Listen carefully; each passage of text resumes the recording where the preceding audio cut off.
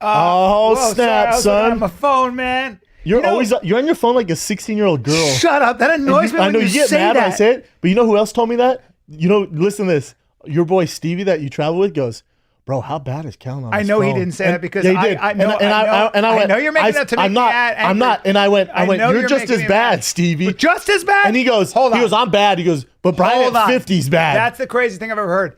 You must be saying that just to get me real, because I've had to talk to him about being on his phone all the time. And you, sir, are always on your phone. Difference between you and I? I'm usually doing work, contracts, or whatever. Dude, you don't think scroll Instagram? You don't think that looking at exercise videos on Instagram is work? That's so weird. It's a lot of work, dude. Dude, I got to take my handstand push-ups more seriously. Got to start working the rings. There's a lot of stuff that I'm not doing that I'm going to get serious on. We missed yesterday. Well, we didn't miss. This week we're going Tuesday, Wednesday because you were shooting Goldbergs. Yeah? No, Kingdom. Oh, Kingdom. With Mr. Matt Hughes. How's Matt doing? He's great. He's in the current events, Chin. Yes, he is. Matt, not good. Oh no. Not for good reasons. Oh no. He'll be fine. We'll get to it. All right. We don't want to ruin the current event. But how's he doing? He's great. He's so funny. We had such a laugh, and he comes from a town of 5,000 people. He's an all-American, Illinois. He's such an grew up on a farm. Yeah, Twin brother. You know, about as tough as a human being gets about that, you know, at 5'9", 200 pounds, whatever he is. And he, but you can see this guy who's worked a field his whole life. And he says grace. I noticed he had his meal, said grace, took my plate from me after I was done, got me a drink. He has some manners. He's got manners. And I watched him and I went, Matt, for one of the tougher people on the planet, you eat in a very dainty manner. You have impeccable table manners. And he said, I got kids. I got to set a good example. He's a goddamn American. He's a goddamn American. Yeah, one of the greatest fighters of all time. You know that, right? He you sure recognize is. that, yeah? He sure is, but didn't stop the kid from trying to tussle up with him a little bit. Did you? Sure did. You called me and you're like, hey, Matt says he wants to challenge you with that $5,000 to try and take you down. Yeah, that's right. That's right. He goes, hey, man. I love that guy. He's so great. And he goes, you did a little wrestling? I go, did I do a little wrestling? Yeah, it's my language. It's my life, sir. And I went in and I tried to grab him, try to underhook him. I don't know if you know this, and you know you're gorilla strong. He's gorilla strong. He wrapped a head around the back of my head. He kind of snapped my head down. I pride myself in bulling my neck, keep my body up, my posture. Matt Hughes? My posture. Yeah, didn't work on Matt Hughes. Snapped my head down right in the parking lot and put me in a choke. And he goes, now what choke should I use on you? It's weird. It's like you're an actor comedian or something. Excuse me. Who barely wrestled. Who did wrestle for a long time and also. Whoa. Compared to Matt Hughes, that's like me saying I've been doing comedy for a long time. Sir. I'm going to start doing that. Sir, I wrestled from the age of, I started judo at the age of about 10. Not wrestling. Okay, keep going. All right. And then I wrestled in high school. 14 through to 18. High school. 4 years. Hold on, dude. I'm not done. Then I got into some serious kicking and punching, taekwondo. Nope. Hold on. 4 years high school. Hold on, sir. That's like me going, I played basketball forever. And then I went and did. I played for 2 years. Then I went and got my blue belt, my shiny blue in jiu-jitsu. I've been not on wrestling. a mat. Not wrestling. If you know what I say, this is so embarrassing. When people aren't around and somebody has no idea about wrestling or combat. No, you try and give them tips. I'll say I'll say stuff like this. So ask me like what sports I did. Well, you got a sports background? I was a wrestler, man. Spent most of my life on a mat. Oh. I just like the way it sounds. Oh. Oh yeah. That's all right. Oh, and then Keely, who's one of the stars of Kingdom. Keely? Like Special K? Keely, yep. This is so crazy. Female? I just realized this. Oh my God. I went through a long process of how I was one of the best tennis players in the world and how people try to challenge me and I beat them with my left hand. And You're like joking around? Yeah, but I forgot to tell her I was lying. So now she thinks that I lied to her and now that means you lied and if she told someone else and now you got to come out God like. dang it. I know it's a lie. And by the way, it's felt so good. She's looking at me like, you were that good. I go, oh, I was one of the best in the world. She goes, that's unbelievable. You're just messing around like at life. I said, any given day I can beat the top 10 players in the world. And she was like, that's so crazy. Did you look different? I go, I did. I was a lot bigger, more muscular. And I was, you know, it's a war out there. Do you ever hear the story? Maybe Chuck told me this or his wife told me this. Forget where I heard it. We were at dinner. Chuck was on Dancing with the Stars. And there was one of the dancers on there. He used to talk about how tough he is and he'd fuck anyone up and how he knew all this taekwondo and jiu-jitsu and boxing. I guess everyone was like, damn, he's a badass. And he'd like walk around like he's a badass. Oh, yeah. And then Chuck comes on set and they're all, Hey, Mark, Chuck Liddell, tell him about all the fights you've been, or tell him like all the fights. Like, I guess he lied, like, get all this stuff. And Chuck's all, you do what? And the guy was like, in front of everyone, was like, no, I was just messing around. I got nothing. Everyone's like, what the Good answer, sir. Yeah. Because most people stick with it. Oh, I've had people try and stick with it. Oh, yeah. Oh, yeah. Well, look, Bryan Callen's been known to throw his hands a little bit. Oh, you're a liar. Talk a lot about fighting, be an expert. When I got a bunch of people who don't know much about fighting, I'm an expert. I'm an expert. Then you get a guy like Matt Hughes. I feel physically ill when I hear that because I know how you are around it. And when I'm in the room, you kind of control yourself. Kinda. But I know when I'm not there, I feel physically ill right now thinking about you talking about it. Frank Grillo he had to do a scene where he had to be, very adversarial to Matt Hughes because, in I don't want to give too much away. And he has to be very insulting to Matt because he's going to fight him. Yeah. And he goes in front of everybody in the entire set. It was a whole press conference. He goes, I just want to say, Matt, everything I say to you has been written by writers in a writer's room. I am not being serious. Oh, he's joking around. It was great. Yeah, it was great. No, Frank knows. Frank's great. The people on the set, is anyone like, I feel like I could take that guy? I don't think so because when you look at Matt, his face is so wide. His jaw is so strong. You don't get a stronger jaw than Matt. But he's a smaller guy. Like I've been around some people like, God, I feel like I could take that guy. I'm like, ugh. Well, that's how people. That's how when I saw how small. I know TJ. I've spent time with him. But when you look at how small TJ is in comparison to even me, I look at him and I go, and I said, it's just so much smaller. And you said, how do you want to lose? How do you want to lose? He'll do whatever he wants. It blows my mind. Which I know. Like you think you could even attempt a single like. Yeah, sure. And that's natural because you're so much bigger than a guy like TJ. Now I know better. I know what he would do. You kind of do. Well, when he left, you went, you think he could? He's so small. Joking, and you go, I was joking because we looked at. When I looked at the picture, I went, he's so much smaller, and you go, yeah, and he's a fucking nightmare to fight.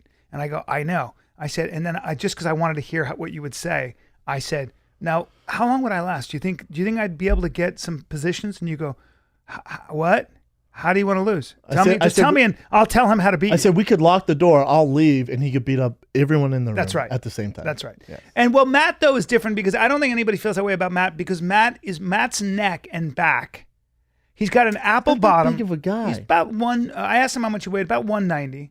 And 5'9", maybe, with an apple bottom, maybe even less than 5'9", right? Less than 5'9". Fair to say 5'8", maybe? 5'8", 5'7", okay. yeah. That's a thick dude with an apple bottom and a back on him. Like, it's just crazy. And you kind of know, with those ears and that jaw, he looks very tough. Yeah.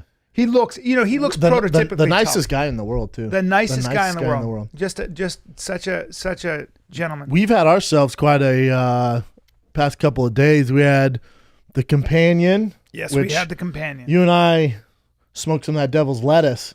Got a little bit out of control. I might start smoking. Now that it's legal in California, you might see me high more often. I had a good time. I had a great time. I don't smoke weed. I was laughing hard. I had so much fun. I was like, woohoo! You went hard at Eddie, though, huh? You and Eddie went at it. Had to go hard at Eddie, then pulled back. I didn't like And then I feel like you jumped on his train. I never jumped on his train, but I decided to create some harmony in the room. Because you don't want just harping on it? I don't think that's the format, and I don't think Eddie is, and I really like Eddie, but I don't think that Eddie is somebody I could reach with my logical arguments. I think Eddie has already made up his mind, and so that's not for me to It's do. just two different opinions. I love it's you not guys two talk different about opinions. It's no, because you're whatever, you have a education, you majored in history, and then you do the reading you read, so you believe in that. And I'm not saying his is correct, but he is educating other ways different than you, and he believes that. And he's very educated in jiu-jitsu. Yeah, and conspiracy theories. And YouTube. Yes. And other part of my dropping knowledge later is going to be to talk about. Yeah, do that when you get to drop knowledge, but I'm saying, like, it's okay for you guys to have these arguments. If he really believes that, that's fine. Who cares? The issue I have is if we spend 2 hours of the Companion of you guys shouting. Which is what I didn't want to do. That's why I stopped. Which is smart. Which is why I stopped. And also, my feeling is that you're entitled to your opinion. You're not entitled to your own facts. Yeah. And people, and we live in a world where you can create your own facts. And you can say anything now on the internet. Anything. But this is and there's going to be people that believe But this is my thing. Did we ever figure out what Pizzagate is, really? Oh, yeah. What is it? Well-documented fake story. A well-documented fake story. But how about this? The idea that John Podesta I don't know if this is a current event, Chin, blood. but how about a gunman went to that pizza store? Oh, yeah. Because this is where conspiracy theories get very dangerous. So when we put everything on an equal footing, that's your opinion. Conspiracy theories have been used forever to marginalize people and kill people. And that's a classic example of when you take a fake story that was made that through a number of independent lines of inquiry, They all keep talking about the WikiLeaks email. I've had these talks with these people on the internet. It's hilarious. WikiLeaks proved that John Podesta drank cum mixed with blood. Why would he do that? Because it was called a spirit cocktail. He likes look to party. this up. Because he likes to party. Yeah. And the implication is there's a satanic group of high-level government officials that meet together and torture children in basements and drink blood and all this Hollywood stuff. And it happened down in the basement of the pizza place. But as your brother alerted me to, in fact, there is no basement in the pizza place. But there must be. It must be a secret. And here's what's crazy about the conspiracy theories. You can post anything, and you can create all the symbolism around it, and you can use the WikiLeaks information, which there's none. There's absolutely no evidence. We know Wikipedia. Like I could get on, but WikiLeaks, you could get on my Wikipedia right now. Put Brendan is part of Pizzagate and. And WikiLeaks is different than Wikipedia. Yes, I'm aware. Right? I'm just saying. And but nothing. There's no evidence in nothing in WikiLeaks that suggests that John Podesta or anybody else is a pedophile or that that he drinks blood mixed with cum. It's all this conjecture. It was all a very elaborate prank. The people that created the prank, we know where it came from, and this is through a number of independent lines of inquiry, from the BBC to, you're talking about NPR. Everybody is like, it's a joke, guys. It's a joke. The people that did it admitted it's a joke. It's a joke. Didn't the guy say he did it and made money off the ads and stuff? Yes. There's a guy who does this all the time and makes money off the ads and does it to see how it'll take effect. Now, talking about the ultimate troll. What happens with someone like Eddie, who just his default is to be a conspiracy theorist, is to say, aha, yes, it's the ultimate conspiracy because it's a fake news story. Wink, wink, but it's actually true. No matter how much evidence you present to somebody to say that this is a hoax, it's a fake news story from start to finish. There's no truth to it. But what evidence do we have? You know what I'm saying? Like if we no victims have come forward. There is no there's no evidence, including your hey guys out there, including the WikiLeaks files, looked at them. What are you talking about? You're being pawns, and what you're not bothers fired me. up right now. Well, what bothers me. You're not fired up right now, Brian. Person who has a fucking pizza joint, his life is being put in danger, and so are the people that eat there. Yeah. Can't eat there anymore. Yeah. Now you got to worry about there being. You got a guy with a rifle who comes in there. Okay, it's so ridiculous. But I guess Hillary Clinton, she's in cahoots with a guy who tortures children and drinks cum and blood. Not my president. This is the kind of insanity that we're dealing with now. And you can say almost anything. Hey, we should do a part on the show where Chin researches the latest conspiracy and tells us, and then we have to decide if it's true or fake. Yeah. That'd be kind of hilarious. Here's the most important thing. I've seen fans have told me to do something like that too. Conspiracies work, right? So conspiracies would be an example of even a drug cartel. But some of them are true, yes? Well, like that's the thing. Like yes. Maybe 1 in 100 are true. Yes, in terms of, for example, you could say that, like with Alex Jones, who I don't know much about, but Alex Jones have been saying the NSA is listening in on your phone conversations. Yeah. This is the very important distinction. Don't believe everything you read in the media. Okay, yes. Alex Jones said that the NSA is listening to your phone conversations.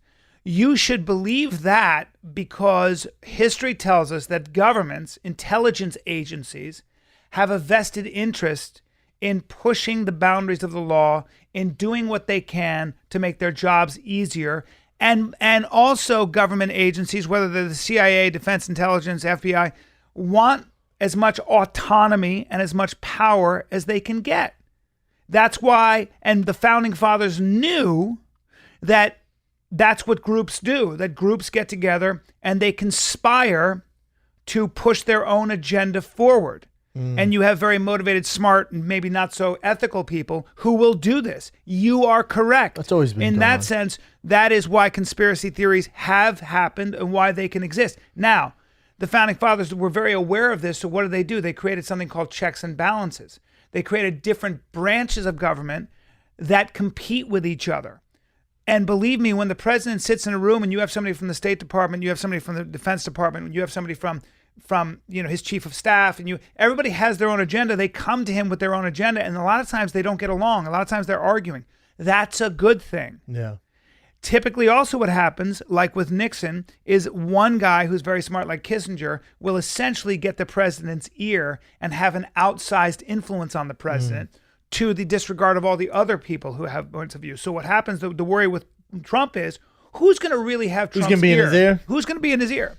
Now, luckily, Trump Romney. can't do everything because Trump still has to get through Congress and the Senate. You have to right? take some steps. He's got to get through the House and the Senate, Congress.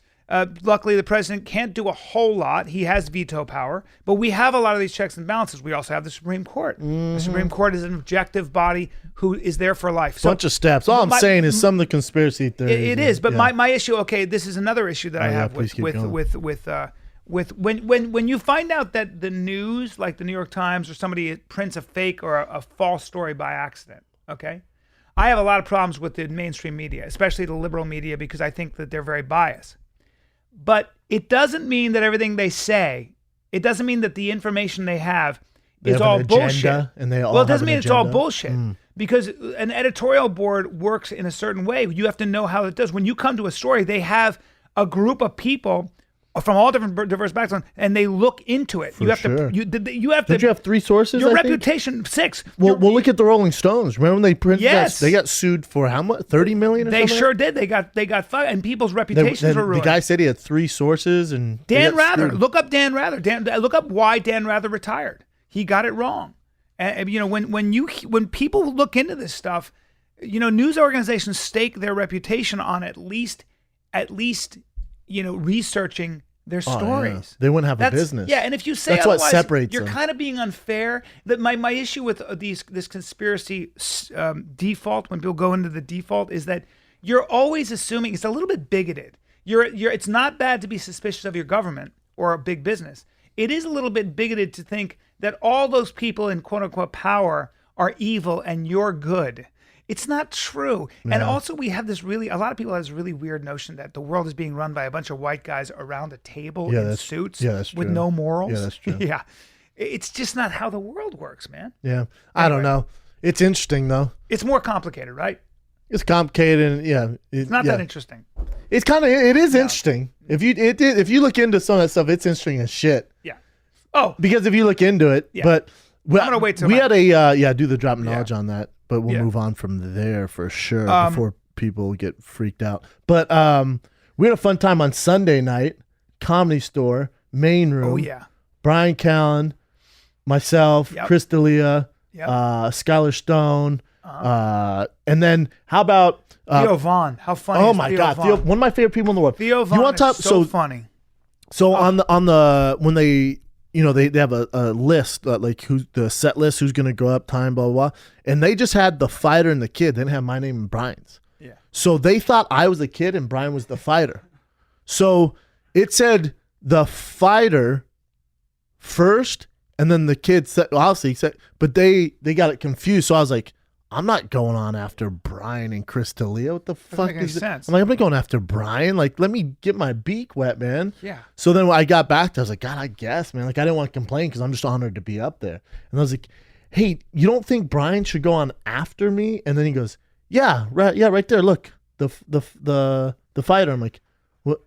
Well, I'd be the fighter, right? Like, look at my ears. Look at my ears and and he my goes, size. He's the kid. I went, yeah, no, he's 50. Do you listen to the show? And he goes, yeah. I go, he's the kid. I'm the fighter. Also, I'm not going a up fighter. before him. Yeah. I'm going up before him, man. How about John Lovitz? I ran into John But Lovitz. hey, but then when I get up there, I made a joke because the night before Chris Rock was on at the exact same time I was on the main room. Oh, that was great. And so I got up Good and I was joke. like, you fucked up, lady. You got this meathead up here talking to you now. Chris Rock was up here last night. You just off by a night. This is awkward now. Like making They that loved joke. it. But They loved it. So I'm in the back watching Bryan do his set, and you're just destroying them. And the security guard, shout that to the guy who works at Comedy Store. Sorry, I forgot your name. Great dude, comes up, goes, Shab, no one knows this, but in the OR, the original room, Chris Rock and Dave Chappelle are going up together. I'm like, huh? He goes, I saved you a booth in the back.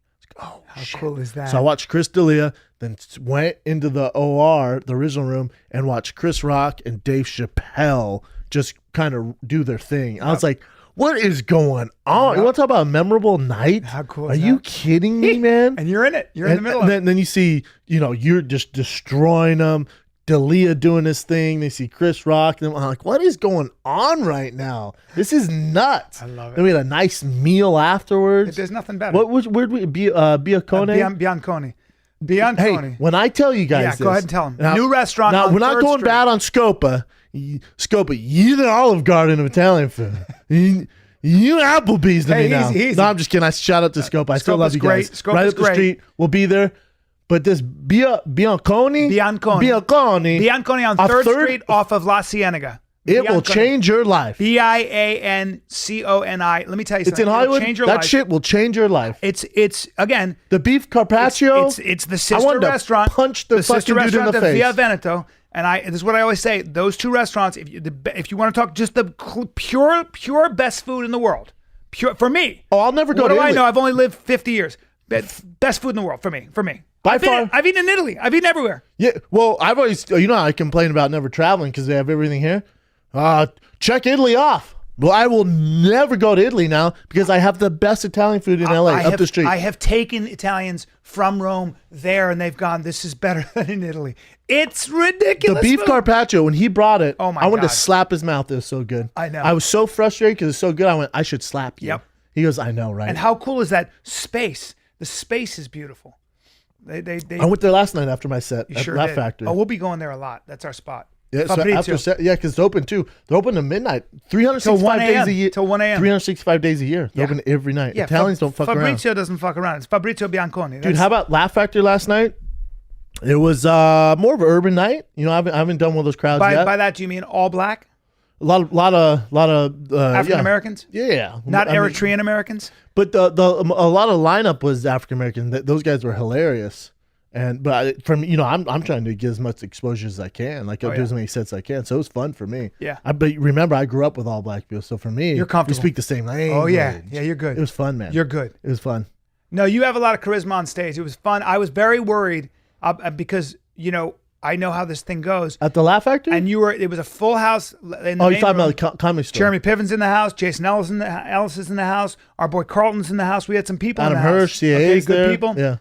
And you and I went, and I was very nervous for you. Only Really? because You see me more than anyone. it doesn't matter. That kind of a room can get quiet quickly for a lot of reasons. It's an LA room. It's a Comedy Store. It's difficult. I just get very nervous because there's just a certain Standard. element to stand up that time. Sometimes if something goes wrong, finding your way out of a hole can be tough. And you were following somebody who wasn't as strong so sometimes the crowd can be a little low. So But remember, Theo went on two before oh me. yeah. Oh, and by the way, Theo's no. Theo to me, top 10 right now. I watched Theo and I rarely laugh. I was laughing so hard. And by the way, I was inspired. He makes me want to write. Makes me want to run home and write. Okay, that's how good he is. And that's what I mean is you had to follow Theo as well. And I thought I was just nervous. And then you got up and you did really well, legitimately well on your own merit, throwing in jokes. I was going to slap your face because I don't want you to get too cocky, but it must have been a good feeling. You weren't that nervous though. I don't know. I don't know. I felt comfortable because you and D'Elia were back there. Like we're boys. And I was talking to other guys. But then also, I know how big of an opportunity that is. So I probably went over my set 60 times that week. And doesn't that make the difference? So then I'm just up there doing my thing. Yeah. Then it's natural. And you're throwing things in there. Yeah, but if I know it that well, then when I'm up there, I can find certain ways to have fun and play. You can play, Yes, right? I can play with it. Because you've set the fencing up. Yeah. So you can run around in that garden. You can kind of play around. That's kind of the secret. But I'll tell you what's way easier is because I did Comedy Store on Sunday night, then Laugh Factory last night. So Laugh Factory, that second show, when you're doing repetitive like that, I see how you guys get Yeah. Not so. Obviously, you guys are so talented. It's just when you're doing a lot, Yep. you know, it's not as big as of a deal. Like Sunday night, I was nervous, and then Monday night, because I was so prepared, I wasn't as nervous because I just accomplished it. You know what I'm saying? It's same with fighting. Like to correlate to fighting. So on The Ultimate Fighter, that first fight, I was nervous as shit. Then I knew I was gonna fight like 4 days later, and I already you remember that feeling? Yeah. It's familiar. It's familiar. So I'm not as nervous. Sure. Then the third fight, I'm like, let's go, man. I'm ready for this. Yeah. I'm not as nervous. And then you're in the finale and you take 4 months off. And then you're nervous. Ooh, that's true. And then you're nervous. Because if you could fight if you knew you were fighting every Saturday, you'd be all right. Donald Cerrone talks about that a little bit. He That's likes the to way fight to do a it. lot. Yeah, boom, boom, boom. And we'll get into fight talk because there's a big fight. UFC I have a 205. question for Special A. Bring the mic over to her for a sec. Well, she could. Well, I was gonna say you could sit got a there, mic over Special Come over A. here, girl. Come on over. Sit right there. Let them get a peek at you. Actually, that one's off right now. Oh, is it? Okay, go to that one. All good. My bad, girl. Now, as an Eritrean American and a legit African woman who's also American, when you meet other black men who are American blacks, number one, are your parents, all due respect to them, are they a little bit? Because I love talking about how tribal human beings are. Are your parents a little bit superior to American black people? No, actually, I live with my mom, and so my mom is the one that raised me. Okay. And she's pretty much really chill and laid back, and so she's not like that at all. What is the reaction from American blacks to you being do they know right away that you're African, that you are from Eritrea? Do they ask you? Well, the ones that are friends and that grew up with all of the Eritreans and Ethiopians, they know right off the bat. Same with like a lot of like white people and like Mexicans. What if it's like a black dude from Long Beach? Does he know? Yeah and no. Like I get mixed a majority of the time, and then if they grew up with a lot of Eritreans and Ethiopians, then they know right off. Do the they bat. assume you're mixed because you're light skinned? You know, because I could, when you're here, I would assume you're mixed. If I didn't know you're. Yeah, I get black and white. I've gone black and Indian. I've gone black and Filipino. That's what's so great about East Africa. East Africa has It's a melting pot. and they're gorgeous. I got East some Africans news for you, sir. I got my DNA results. I did the Ancestry.com. What? Yes. Oh, hold on. Dude, I completely Oh, forgot. I'm excited. Don't hold that. Hold that Just thought. hit me as we were talking. Hold that thought. I Special can't A. wait to get into this. I just got hot in the face. Hold on. I can't believe I forgot. Oh, how they could just you called me forget this that? morning. Are you out of your fucking mind? I meant to text you. I'm like, no, I'm gonna save it for the show. All right, now hold. Yes. Go back to this for a second. So the reaction is, but when you tell somebody that you're, because I knew right away, because I grew up, like, lived in Saudi Arabia and I was around That's so true, many you do Ethiopians, know. I knew right away you were either Ethiopian. I would have guessed. Then Eritrean makes sense. I just thought you were black. I'm not as cultured. Yes, but what happens? So there is. Are you looked at as a bit exotic?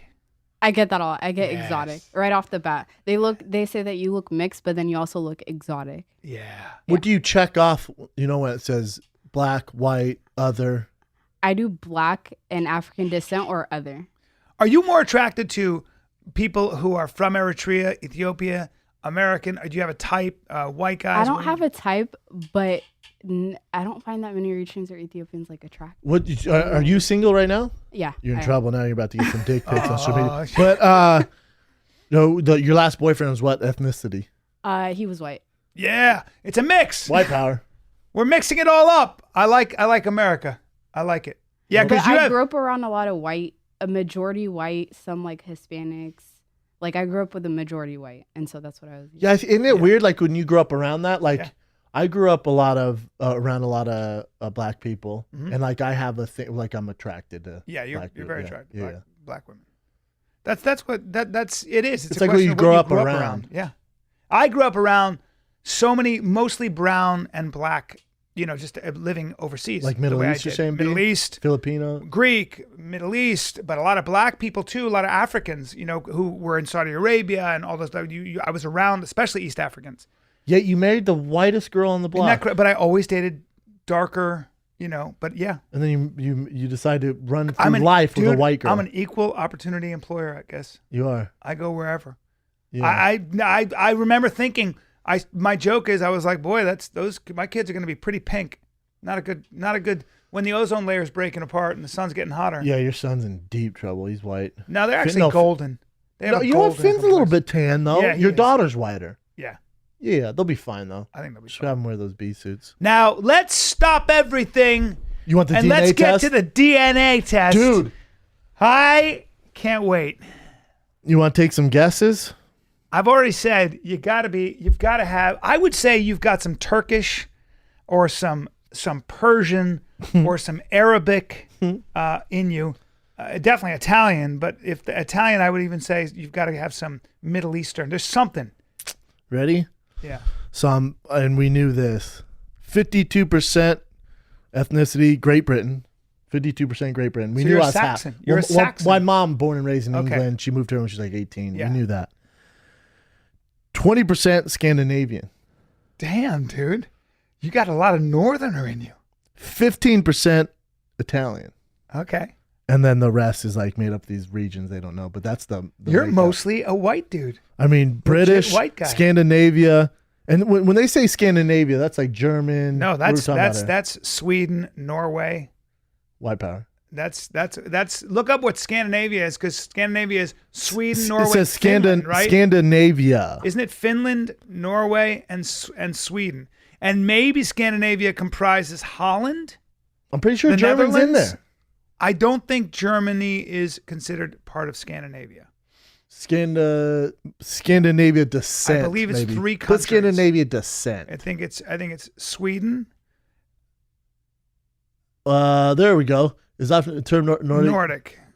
So the Nordic Norway, countries consist of Sweden, Norway, Denmark, Sweden, Iceland, Denmark, Greenland. Greenland. Shout out to Oh Greenland yeah, of course. Sharks. I forgot about Iceland and Greenland. What's wrong with me? Oh wow, No, hold on. nothing German about Let's it. see. Hold on. So what is Norway, Scandinavia? Sweden, Denmark, Iceland, Greenland. Well, the term Scandinavian often misused when the term Nordic is meant.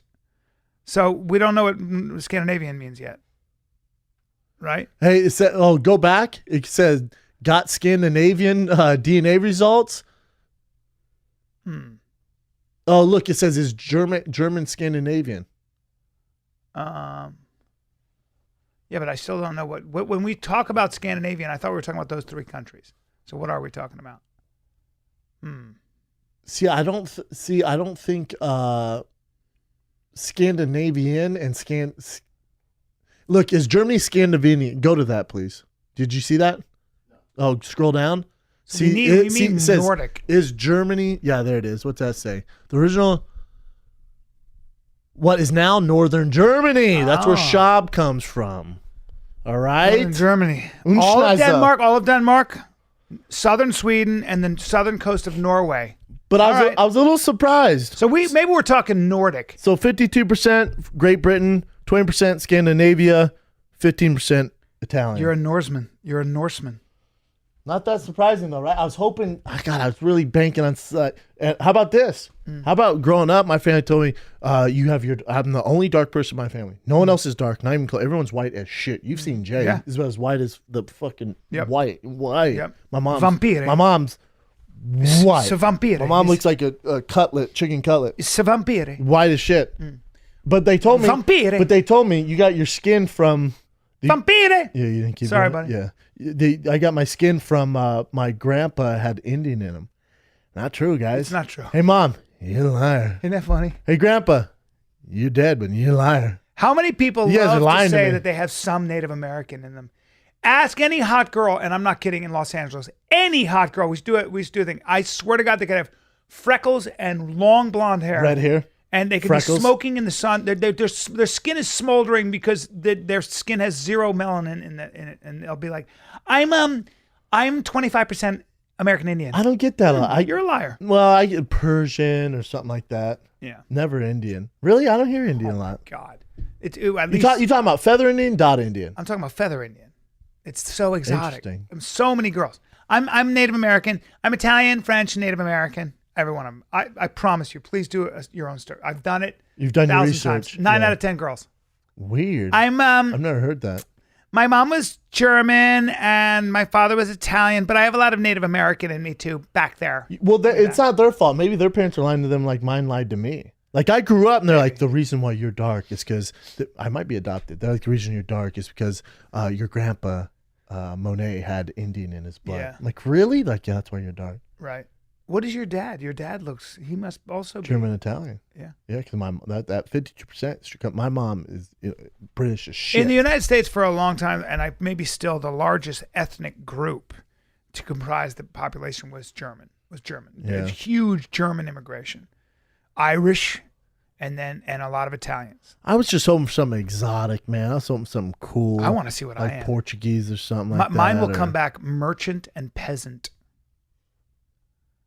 Yeah, I don't know. I don't know. Your people. I was kind of from disappointed. the mud. They sent it. It was actually pretty fast, like 2-3 weeks. It says 6 to 8 weeks on it. About 2 weeks. I called them this morning, got it. 'Cause I want it just for the show. I was hoping it'd be something cool.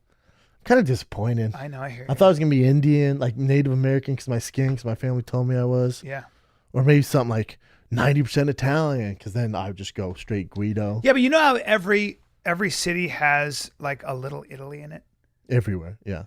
Maybe you may be, a Norseman, but you come from that tiny little neighborhood of Italians. They all emigrated, and they had a baby there. I know. I thought I was gonna have a cool story for you. Oh, I know. But it's exactly what. And people always ask you, "Where do you?" I go, "Well, my mom's born and raised in England, and then German Italian." Damn it! I was hoping On the nose. Something, yeah. I know. I was hoping I was Yeah, fucking you know what? on the They nose. were all right. I know. Hey, Ancestry.com. I want my money back. Yeah. You guys did nothing. I'm bored. At least white. lie to me. Boo! Isn't that a bummer? You're like I'm just regular white. I was hoping it'd say something like, Nope. They came you're back. Chinese. Nope, they What? said, hey man, you typical. Chin, what if I was fucking Korean, dude? That would How be cool would freaking that awesome. be? That Would would you be guys awesome. accept me with open arms or no? Absolutely, 100%. I talk too much shit. You do have like a certain ethnicity. You look a way where you would be accepted into a lot of different Not black the only community. one not is Asian. Asians No. wouldn't accept me. No, I don't look Asian. You're at all. giant. Chin's not a small. Chin's a big kid. Hey, Chin, is your family big? I'm actually taller than my brother, and my mom and dad are kind of just average size. Where's the height come from? I have no idea. Sometimes It might be my mom's. Hey, little Like story your about grandfather. Chin Chin here. You know, he used to Chin. Chin Chin. He used to be 300 pounds. Oh, Well, close. Maybe around Yeah. 285, around there. gee whiz, you Yeah. fat. Look guy. at him now. Good for you. Shut it up, son. Chin's a disciplined dude. Thank you. I can tell. How much of a workhorse is Chin? Unbelievable. All this stuff you guys see as far as the audio, everything, the Google Play, things running smoothly, the video, he's in here 24/7. 24/7. 24/7. Yeah. 24/7. Listen, Koreans don't have the reputation of not working hard. Koreans. I had no idea. That's not why you got the job. That culture, they'll die. They'll die before. That's why you got the before job. they're He was late. like, I will kill if ratings go down. Before they're late. Holy shit, you're hired. Yeah, Koreans. Before they're late and before they're called lazy, they will fucking die. They're also considered some of the toughest soldiers in the world. They can endure, quote unquote, great hardship, and that is It's the only reason he got the job. fact. The only he was like, if our ratings go down, I will kill myself. Well, what do we talk about with Korea? What did I teach you about Korea? Korea, the peninsula of Korea was invaded 38 times. It's a lot of The times. Japanese, the Chinese, they were always under some kind of domination. So the Koreans, and Chin, you may know this, have a concept called Han. Yeah. Han, see, he knows. Han is unquenchable. Everyone knows. is Every Korean. Oh, Everybody Han. knows, yeah. What does Han be? Han would be the an anger so deep that it cannot be avenged. Oh, I have Han. Oh, that explains my life. I have Han. And How do I fix it? No, you Chin? don't. You No, don't, it's yeah. deep inside. We just roll with it every day. Know that it's what fuels Chin. So when you wonder why Chin doesn't need sleep, doesn't need Yeah, I've never real seen him food- sleep. No. I always ask him if he wants coffee, food. He turns it down. No, it's why he's able to run this place even at night. It's not. I even thought he was run a robot. Not run on electricity. He has a crank that he hand cranks because what drives him? Han. Han. That's true, It Chin? lives deep in his chest. You hear it from everyone. Really? Remember, David Cho was on Joe Rogan's podcast? Yeah. He talked about it too. Really? We did. Yeah. Damn, that's so interesting, man. Han is it's an incredible thing.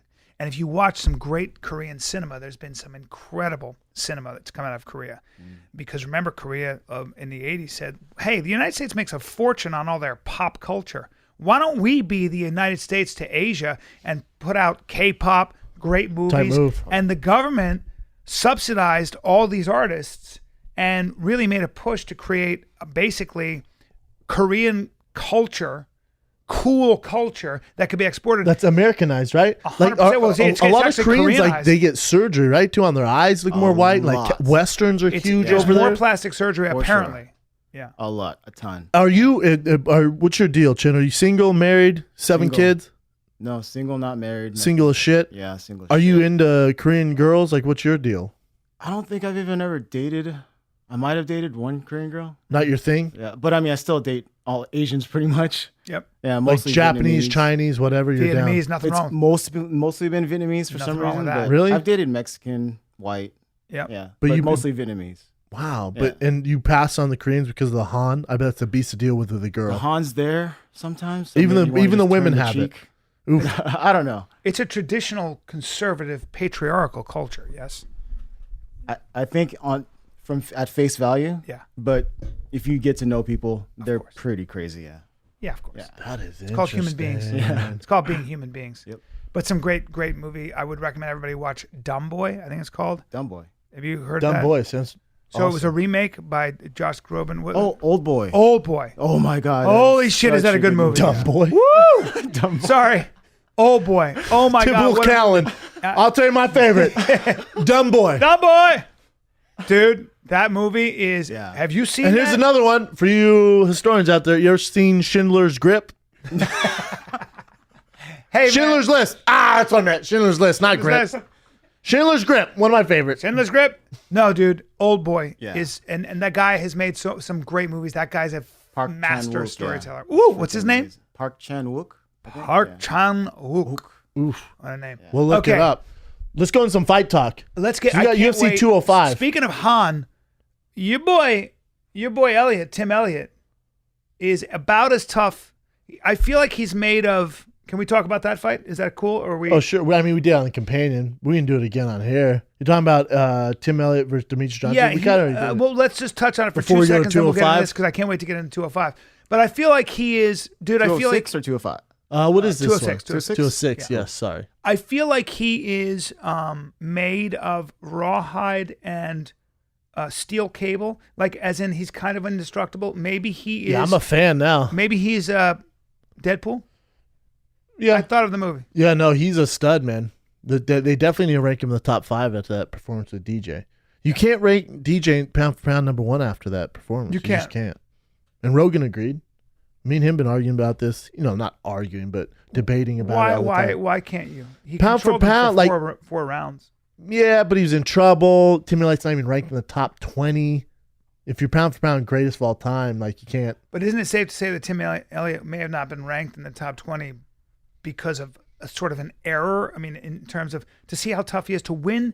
No, it's not an error. He was in the UFC before. Tough, He was on the UFC before and got cut. right, And then went to Titan, won some fights. That's how he got back in. right. So there's no errors. Right. He gave Mighty Mouse a hell of a shot. Now, maybe they rank him in the top 10. He fights the number 7 guy, gets annihilated. You know what I'm saying? But the Styles make fights. well, not even that. But the thing is, that's right. But like people argue with John Jones. Oh, what about OSP? How was fight with OSP? Okay, but OSP is ranked number 6 at the time. Took it on short notice. Southpaw had a bunch of time off. Ring rust. Yeah. Still got it done. People were like, yeah, but it went to decision. It was still a fight. So that's the knock when they argue But that. with Demetrius Johnson, the way I look at it is he got caught pretty badly in the first round and then had the composure to come back and dominate, at least in wrestling, for the next 4 rounds. At 125 pounds. Like if John made that mistake, Yeah. the fight's over. The fight's over. If OSP That's hits very John like legit. that fight's over. Very legit. John can't make that mistake. That's very legit. The rest of the divisions can't That's make a that huge. mistake. That's a huge factor. That's always my argument. It's a very good one. I agree Because with if it. John was in that mind frame that Demetrius Johnson was during that fight, and he gets blasted with a left hand from OSP, that fight there's no at 205. There's no coming back. Heavyweight, there's no coming back. Middleweight, probably not. Depends who's No, hitting. and when you're That's my dealing argument. with such a small margin of error, you're literally talking about.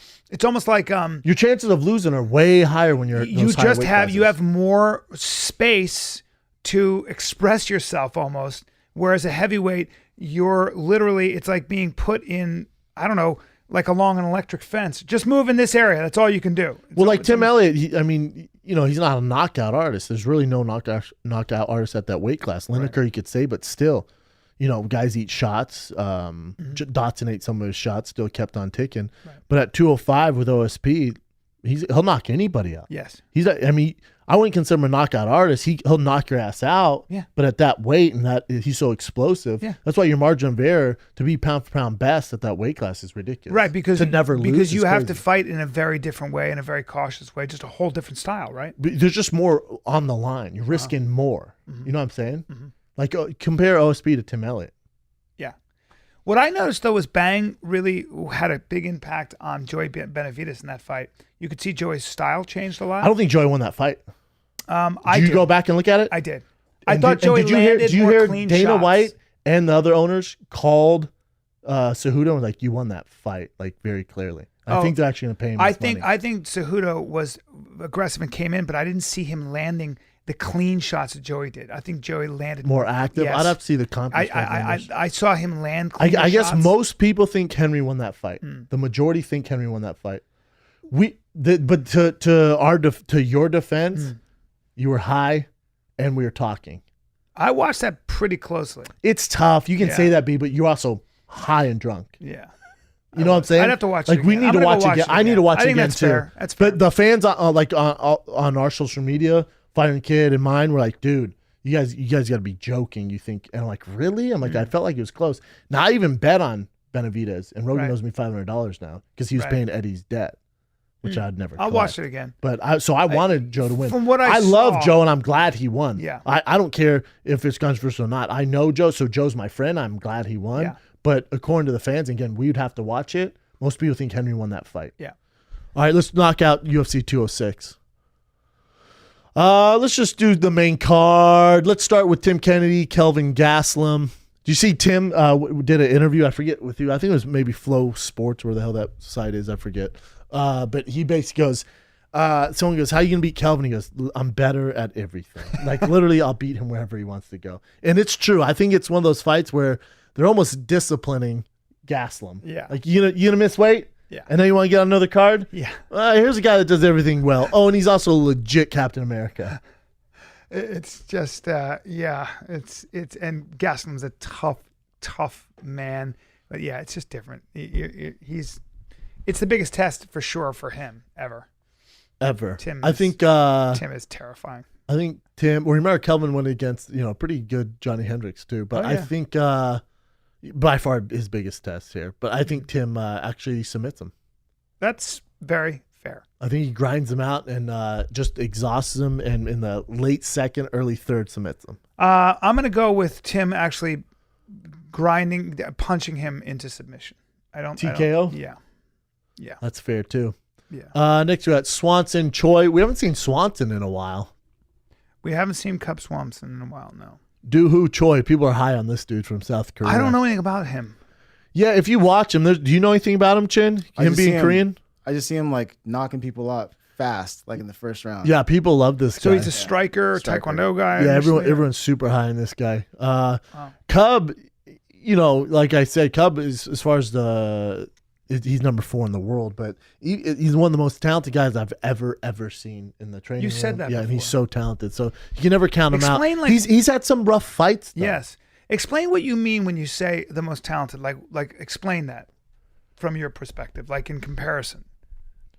His ability to Well, he's pick just up on- talented. His ability to pick up on new techniques. No, he does everything well. Yeah. He's just, it's talent. It's Yeah, just his ability. like explain why LeBron James is so good. Well, no, I mean, but there can be criteria that you can identify, right? So when you say that, he's just watching him spar and watching him what he does to high level Yeah, he's so guys. talented. Yeah. It's fighting. It's not like I've never been with him where they show him a technique and he picks it up right away. Right. We're not going through that. Right. I'm saying as far as him fighting. Yeah. And one of those guys who, are you surprised he's not champion, or is it just he's No, is his I think he ranking was 4? champion WEC. 4 is a big deal. Yeah. So there's No, Cub's nothing- killing it. Yeah. No. Whoa. It's not that Cub is great in the training room, bad in the octagon. Okay. No one's saying that. Okay. No, don't paint that picture. All right. No. Cub's one of the best in the world Yeah. for a very, very long time. Yeah. Cub's ridiculous. Yeah. No. I'm just. He's had some tough fights. Frankie Edgar. Well, no, Cub's 23-7. He's ranked number 4 in the world. He was ranked number 1. I don't want this to be on record. I'm not saying Cub doesn't show up to the fight. Okay. All I'm saying is when I saw Cub train, he's so talented Right.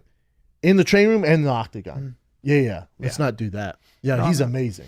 Yeah. Next fight. I want to see him with this guy, Do Hu Choi. Well, Our boy Donald Look at Cowboy Matt Cerrone, Brown. powerful Matt Brown.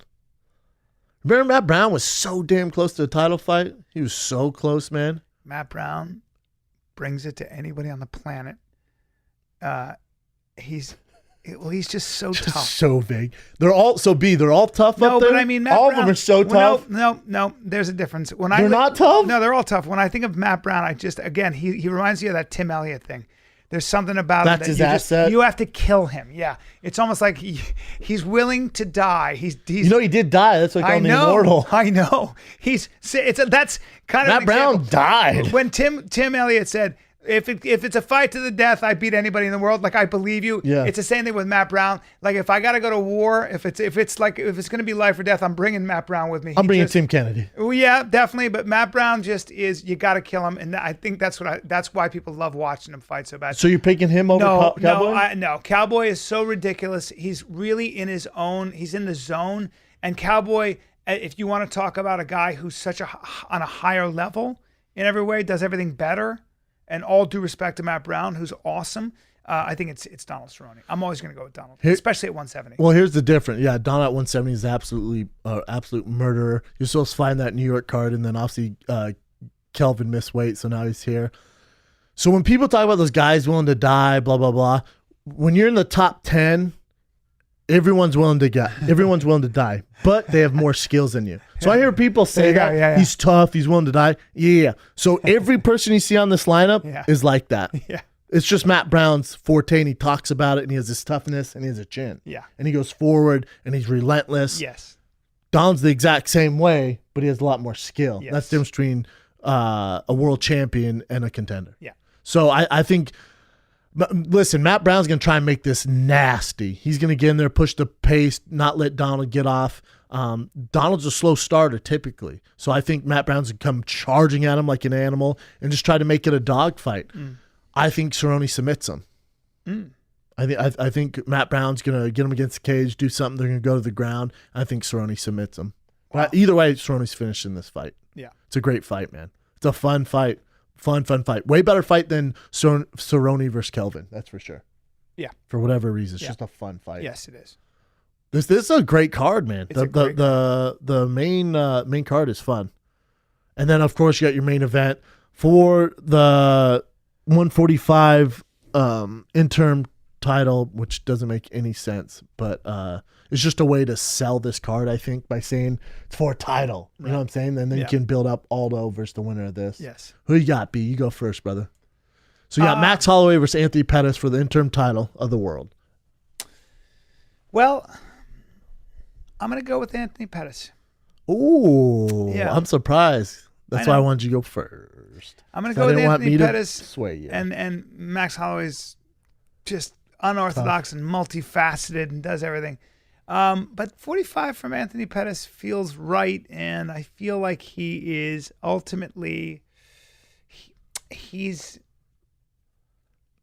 You got nothing. No, I do. I do. What do you got? I think he's more athletic. I think ultimately he just is a nose hair. And you more think athletic. athleticism is going to win the fight? I think what it'll mean is he gets off more shots in the end. Yeah, that's what I have to say. It's a 5-round fight. Yeah, you want to bet on this fight? Let's just trash the other one. How many is Max Holloway 9 won in a row. 9 in a row. 9 in a row.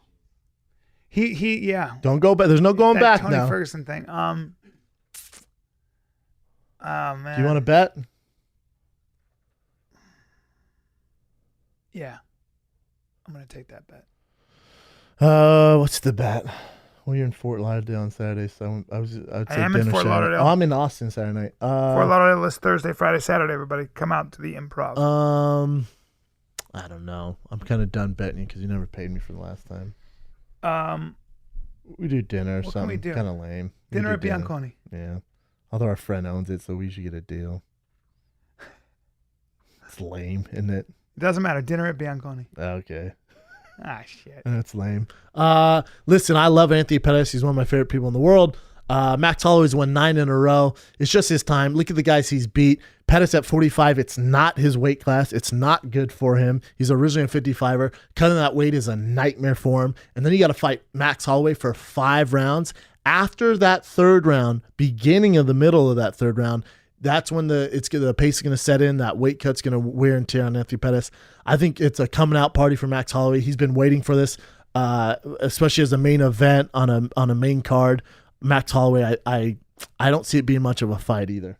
Wow. I think Max Holloway's such an animal. Look at the 9 guys he's beat in a row. Yeah. It's ridiculous. Yeah, I know. And Anthony Pettis at 45, it's not his weight class. It's Anthony Pettis at 45, it's not. And for him. that weight he that doesn't weight cut look great. without the use of IVs, you can't really hydrate. It really gets to you. Charles Oliveira, I mean, that wasn't a great fight for him. Yeah. He won by submission, but he did not look great. And I want Pettis to win. I want Pettis to be the superstar that he is. He's the guy in the Wheaties box. He's one of the best. You're just making it educated. You're looking at the data. You're being responsive to the data. Yeah, but for this fight, it's a rough fight for Anthony Pettis.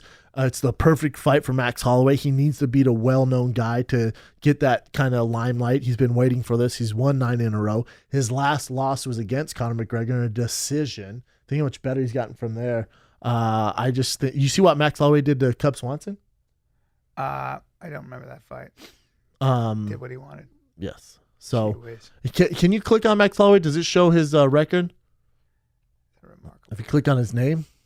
Can I ask how would Max Holloway do against Aldo right now, do you think? Be a good fight. Do they have 16-3-0? Yeah, but if you go, oh yeah, do that. But just look at the history of what he's done. There you go. It's ridiculous, man. Especially at that weight. So you got Ricardo Lamas, Jeremy Stevens, Charles Oliveira, Cub Swanson, Cole Miller. It's ridiculous. God, those are all the guys he beat. Look at it. Lost to Conor McGregor. I don't remember the Dennis Bermudez fight. Leonard Garcia. It's 4 years ago. Okay, that's what it was. How ridiculous is that? Look at those wins, man. Just douche, the who's who. That's crazy. Mm-hmm. And now here's his breakout fight. I just don't think he would squander this opportunity when it means so much to him. And Pettis has kind of been there. Whenever you see a guy at his level and he's had the belt, he's been on the Wheatie box, and they see him drop a weight, you know what I'm saying? Yeah. It's usually like he's had his time, man. It was a great fucking career. He's one of my favorite people in the world. But how old is Anthony Pettis? I don't know, but again, he's 29. Yeah, he's had his time. So young. And his brother's fighting, and you know he comes from one of the best camps in the world. But you know it's a little rough there, man. So he beat Charles Oliveira, and then lost to Barboza, lost to Eddie Alvarez, lost to Dos Anjos. But before that, look at that tear. Those were the days, man. Yep. That's a fun card, though. Do you think that fire thing that happened to him is gonna affect him at all? You know his cars got set on fire. I don't think so. I mean, it might mess with you. Maybe he might have an idea who did it. I haven't heard anything on that, but I don't think so. I think he's more focused on Max Holloway. He better be. Yeah. That's tough, man. All right, let's do some current events. Current events, yeah. Current events. Time for current events. It's a little current events. This is so funny. Do you want to see the kangaroo? Yes. Go ahead, Chin. You want me to break this down? Dude, people are sending me this video. I have to post on my Instagram. Homeboy's dog gets caught by this kangaroo. The kangaroo's strong-arming him, and this dude jumps out and fights this kangaroo. Have you seen this, B? Yeah, and I love it. So apparently, though, this happened years ago. I guess the dude had cancer. And I guess he's passed away. Apparently, it was for a hunt for a kid who had cancer. Oh, gotcha. Yeah, so the guy fighting the kangaroo doesn't have cancer. Yeah. And people think the dog's messed up, but he's actually wearing a collar that's red. Yeah, I thought his neck was chopped, too. That kangaroo will not let go. That's so... Boom, bitch! So what do the dogs do? They're hunting. They were hunting boar, and then Boar. they came across the kangaroo. But how funny is that dog probably didn't try to bite it? I guess that... No, he's trying that. The kangaroo's holding him so he can't be bit. You know how strong that kangaroo is? Dude, I would imagine. Like he's wearing that stuff for this reason. And that's a big, powerful dog. That's a catch dog right there. Sir, that's a giant kangaroo. You're not hearing a peep out of a dog. Dog, kid, that's actually a small kangaroo. Big males are way bigger than that. Way bigger. Boom, bitch. Bad punch. Not bad. Look, he goes backwards. Damn. That's a real. Oh. That's a. The kangaroo's like, God damn, man. That kangaroo. I tried to give your back fucking dog a hug. You run up and punch me in the face. Fantastic. I was just trying to make friends. You socked me in the goddamn nose. Aw. That kangaroo's lucky as that giant ass tail. I wonder if a kangaroo can outrun a dog or outjump a dog, I should say. Out jump? Fuck yes, right? No, I mean, as in, like, if a dog's running after it. Look at that. That's There a great goes. video. See you though. later. They are such interesting looking animals. They're I guess, so look at that. Look at that powerful. one. Take a look at the muscles on that one. Oh, I know. Now, People are you'd be posting in some that trouble thing. with that. No, it was That the bad other boy, one. fuck Oh, yeah. sorry. 200 pounds. It's a 200-pound kangaroo. No, they're bad. Hey, while we're on animals, Chin, do you have that video I posted on Twitter? It's from Planet Earth. You got to see this. Oh, yeah. This fucking lizard. It's Iguana an iguana chase. on Snake Island. No, I'm not. Watch this. Watch this. Watch this. Well, those snakes look poisonous. Watch this, Bryan.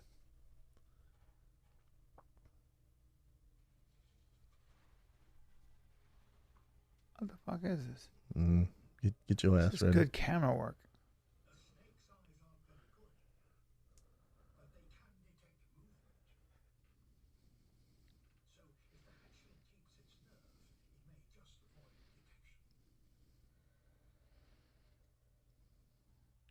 Run, brother.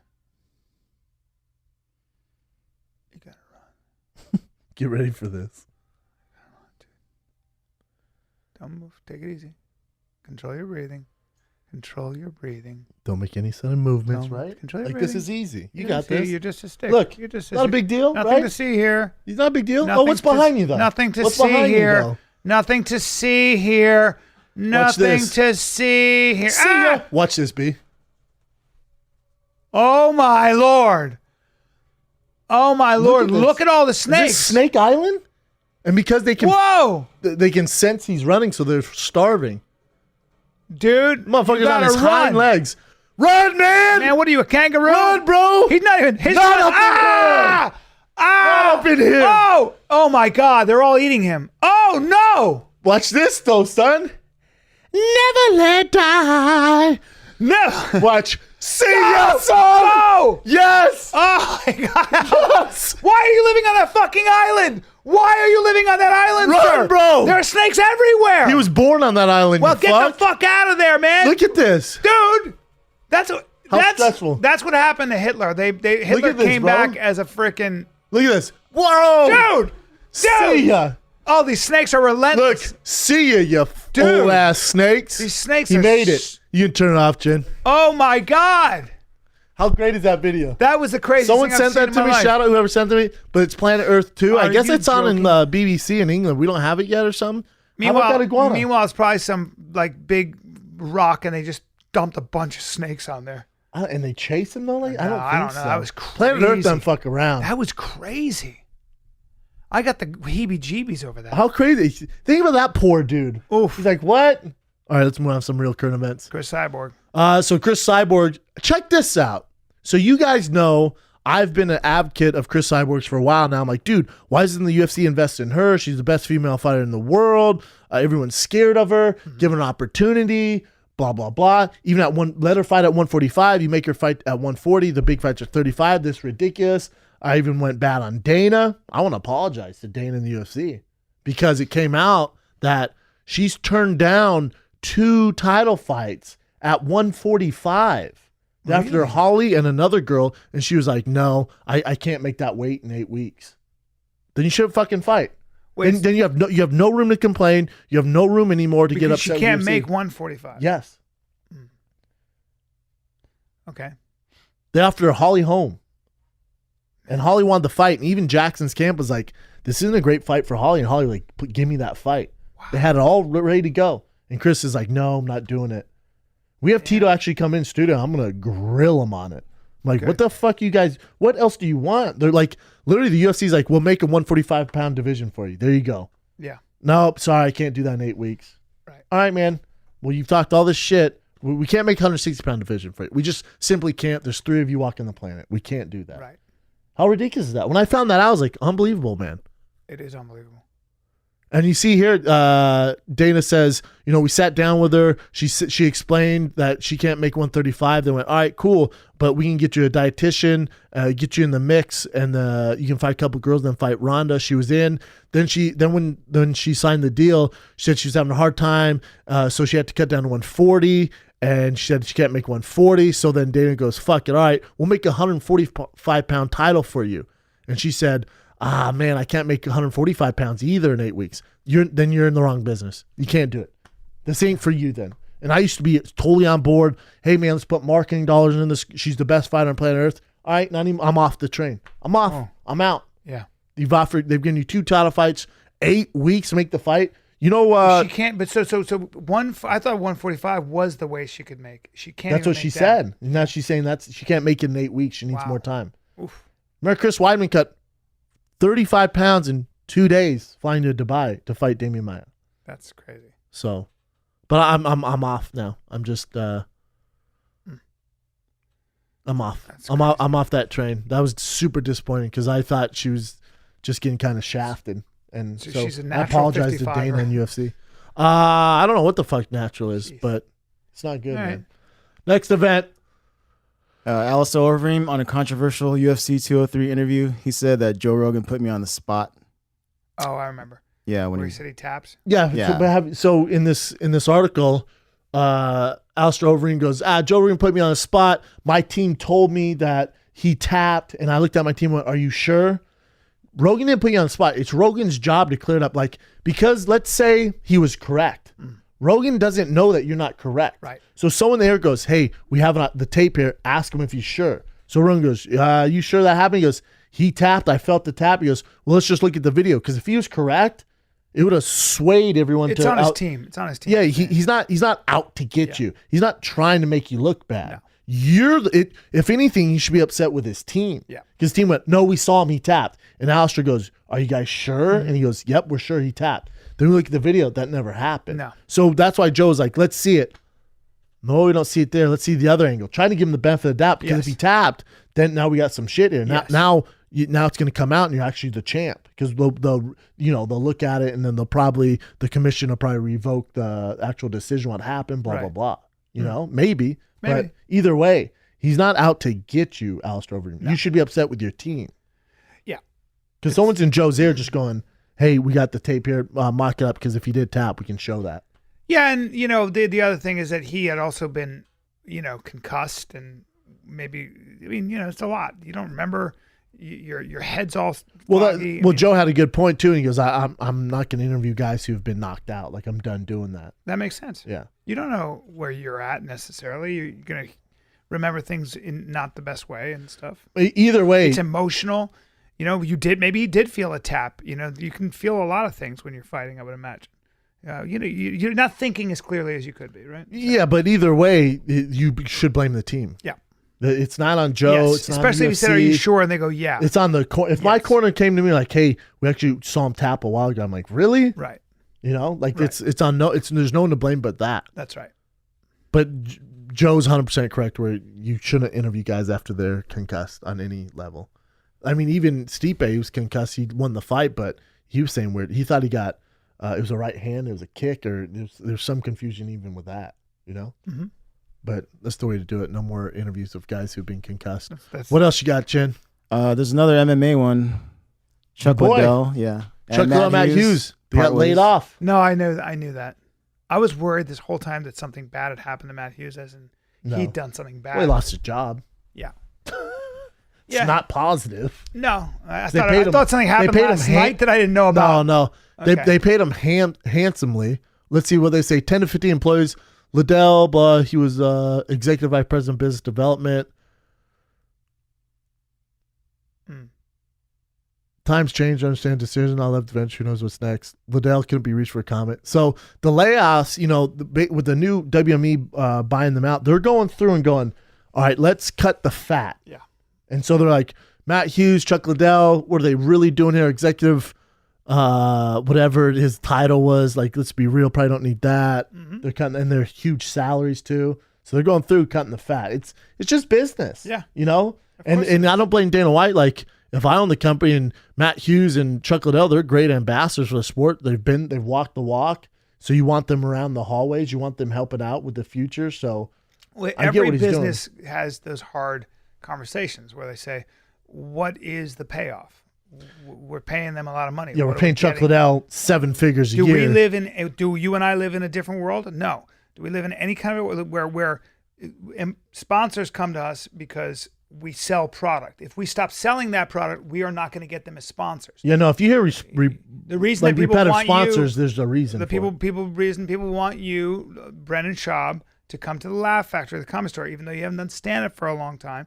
Is why? Well, because they know you're going to deliver, you're going to be funny, and you bring an audience with you as well. You earn that. It doesn't. It's just called business. Yeah. It's and by the way, it's fair. Yeah. Ultimately, it's fair, right? You get a lot of times what you bring to the table. True. That's all. Good point, B. Nothing to be personal about. Yeah.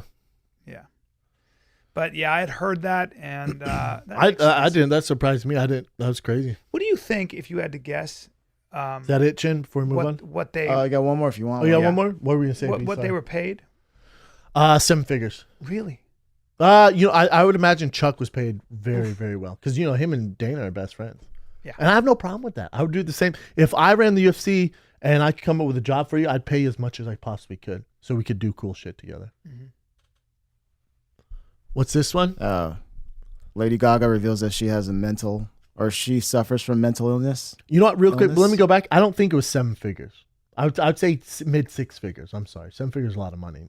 Mid 6. Mid 6 figures. Okay, that's a lot of money. And I have no idea. That's me guessing.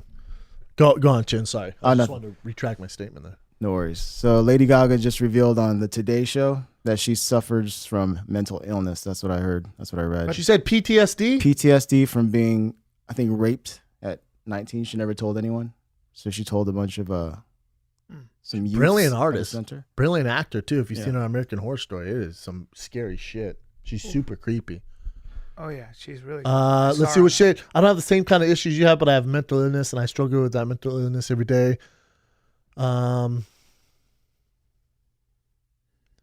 She was raped at 19. She's traumatized from it. Yeah, and she never told anyone. Damn, that must have been tough for her to share. Yep. That's super tough, man. We get a lot of things. I don't know if you see them. Like I'll get a lot of Instagram messages and emails of people with depression and PTSD and they were raped or something like that. You don't realize how big of an issue it is. And I always, I have this lady who makes coffee and she's always depressed. Like she's always sad and you can see something's always wrong. And I go, "What's up, sad panda?" Every day when I see her, when I get coffee, I go, "What's up, sad panda?" And she's like, "Yeah, sad." She's like, "Yeah, I'm sad panda." Blah blah blah.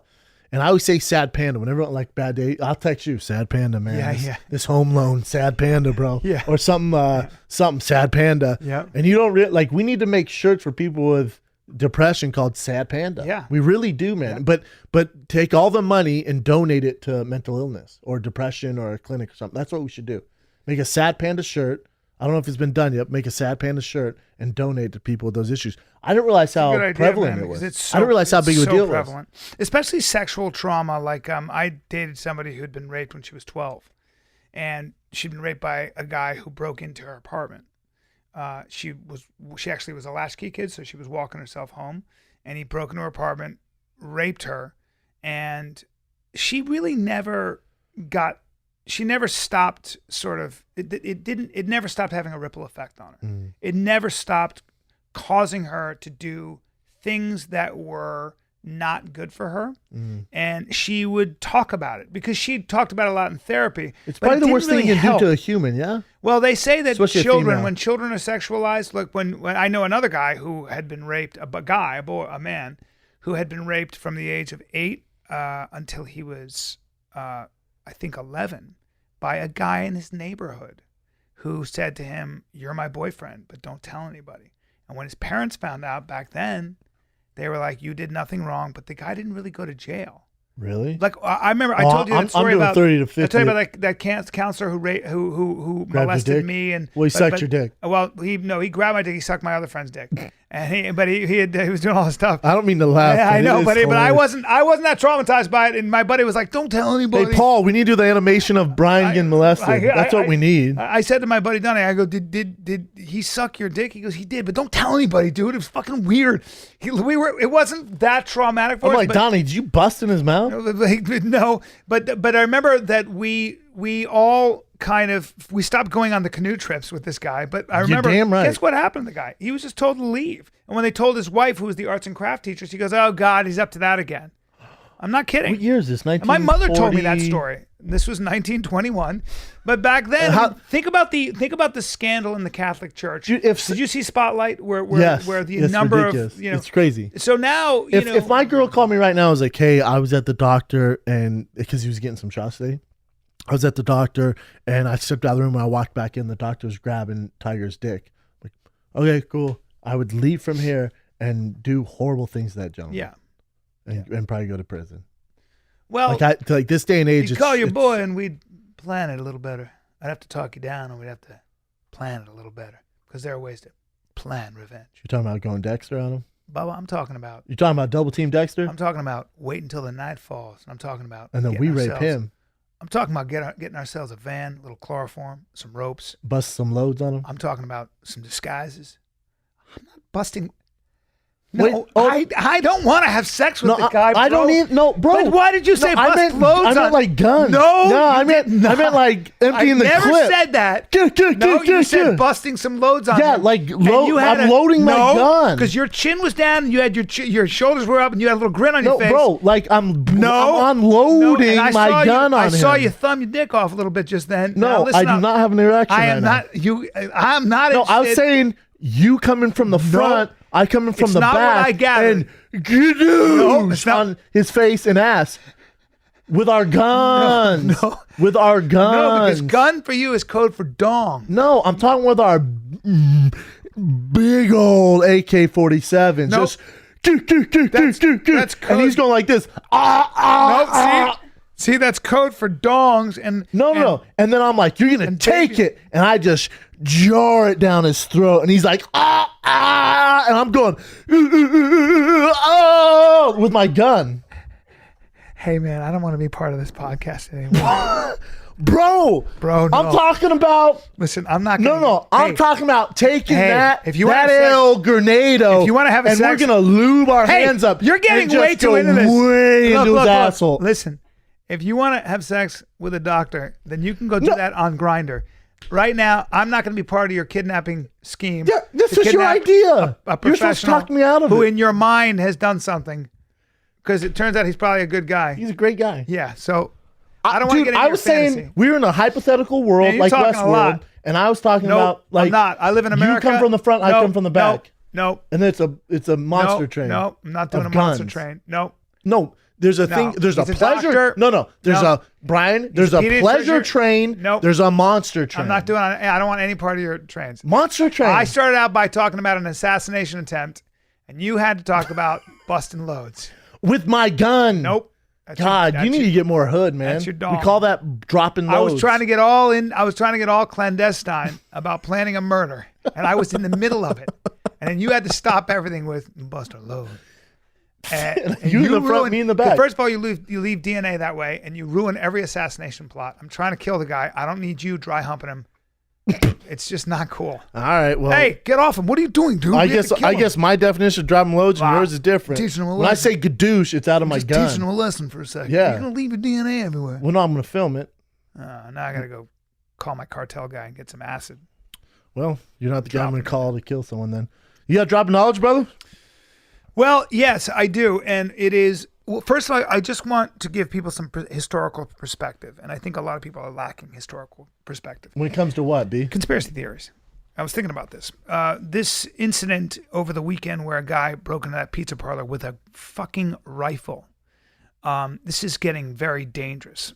We know if you're a rational person at all and you are responsive to the evidence available and you're not looking into you're not reading into messages in the WikiLeaks because there's zero evidence in the WikiLeaks files that anybody was a pedophile. Fuck off. You, if you're responsive to the evidence, you know that this is a fake story. Now, the problem with conspiracy theories, guys, when you fall into them that easily, is that conspiracy theories were always used by the powers that be, fake news, to kill people, especially the Jews. John Podesta, a lot of people online, he mixes cum with blood. Well, guess what? When the Tsar wanted to, and the Nazis wanted to blame the Jews, round them up, put them on trains and kill them, a lot of times the Jews, and throughout history, were categorized as bloodsuckers. Not only that, they drank the blood of children. And there were posters made of it. Okay? When the Japanese invaded Manchuria, they indoctrinated their soldiers with the conspiracy that the Chinese ate their own children, that the Chinese were subhuman. And it's how they brainwashed their soldiers to do some of the most atrocious things you can imagine to the Chinese population, among especially the Manchurians. Conspiracy theories have always been wielded as a weapon by people in power to get what they want and to eradicate or to subjugate minorities or people in their quote-unquote way. So if you're going to believe in conspiracy theories and you're going to buy into the fact that this Pizzagate or whatever it is out there is enslaving children in the basement, do yourself a favor and really look at the evidence, because you're being used as a pawn and a tool. And this thing was politically motivated, by the way. So if you want to be a tool, or if you want to be an informed person who makes their own decisions. A tool. Yeah. I like when you say tool. Yeah. And that is what it is. And if you would just read a little history, which most of you don't, and I'm talking about real history by historians, you will see that conspiracy theories, again, have been used to kill and subjugate and marginalize. So please, it's not un-American to be suspicious. It's not un-American to not trust your government or people in power. That is a healthy thing.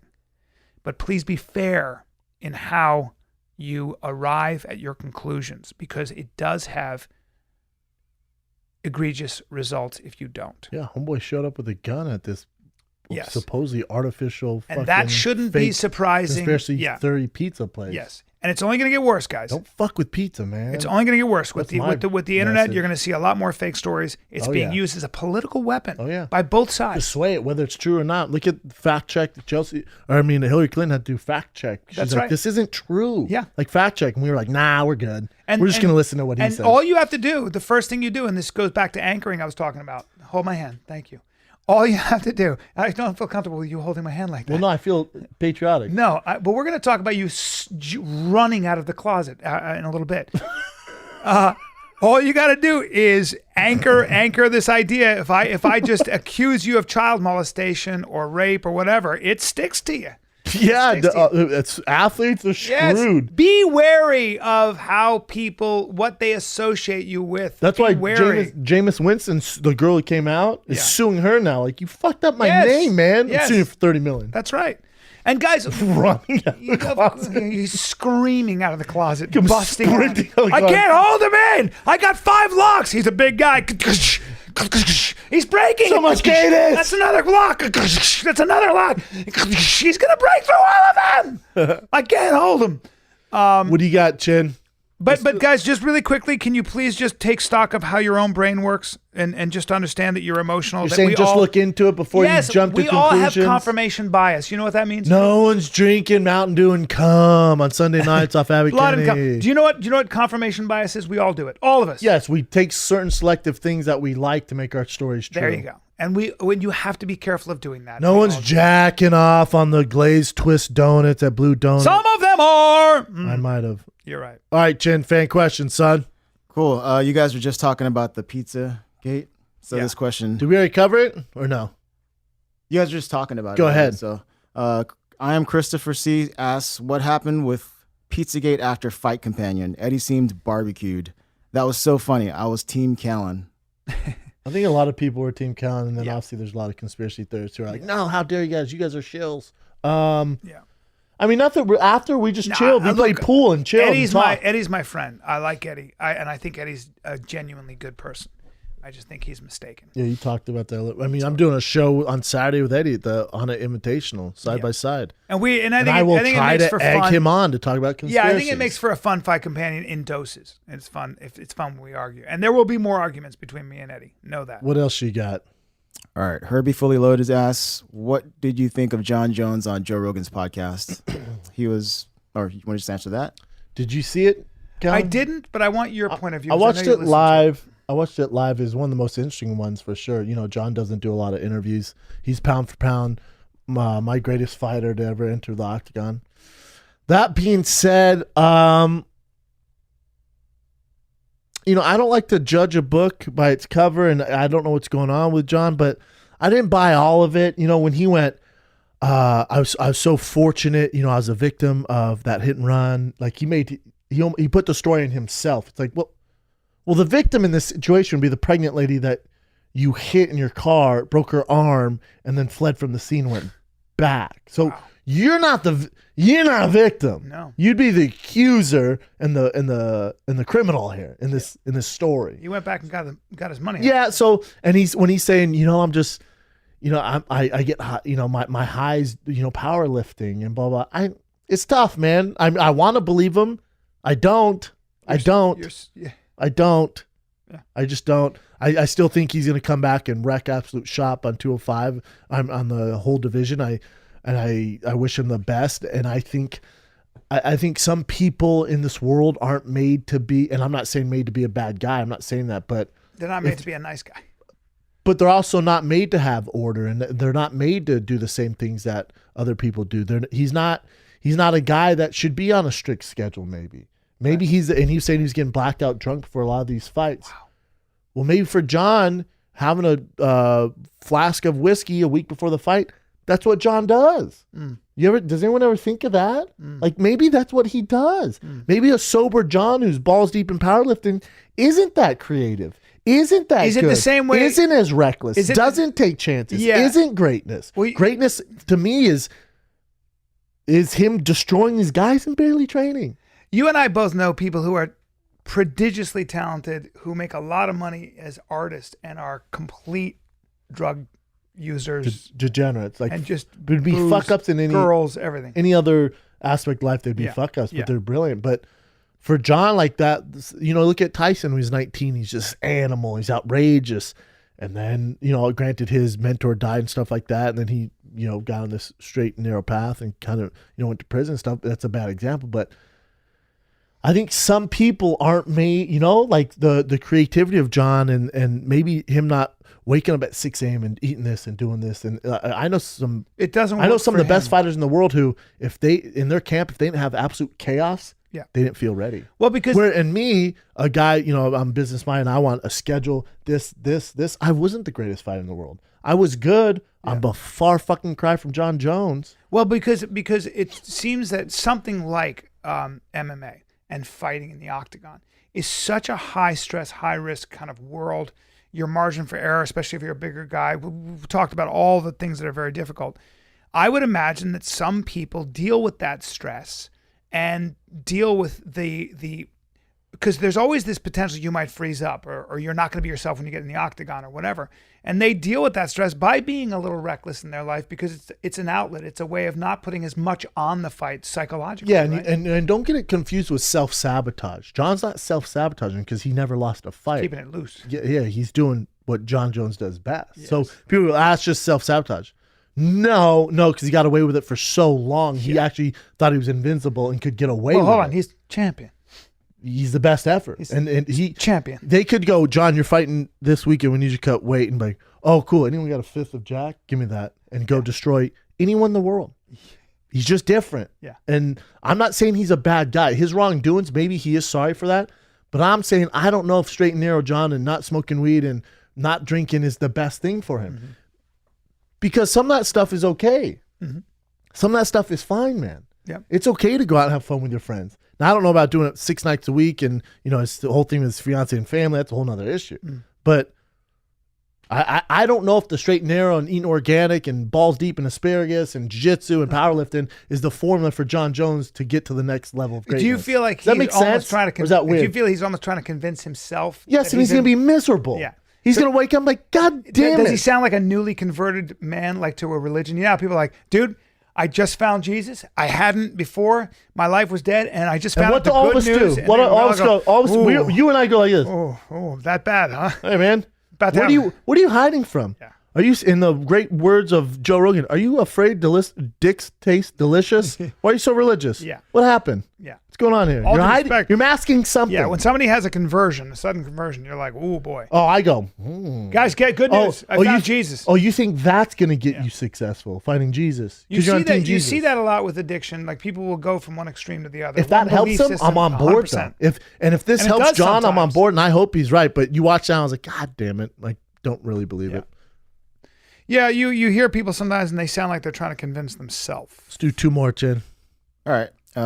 This is a positive pizza question.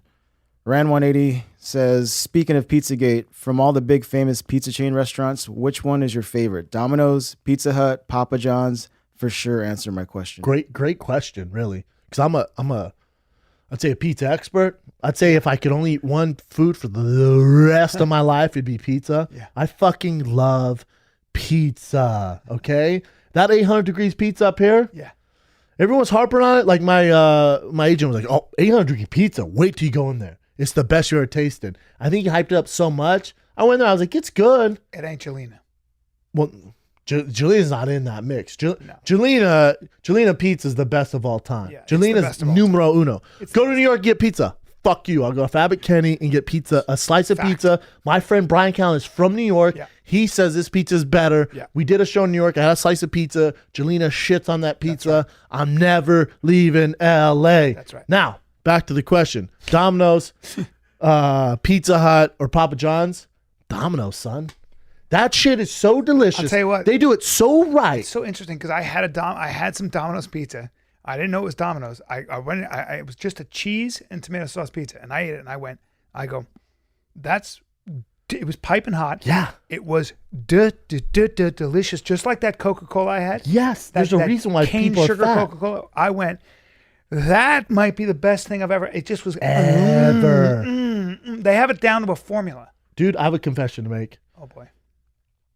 After we did the companion and I was high as a kite, I got the munchies and I didn't have any groceries at home. And my girl and baby were sleeping, so I couldn't be loud. So I took an Uber home like a gentleman because I don't drive high. Right.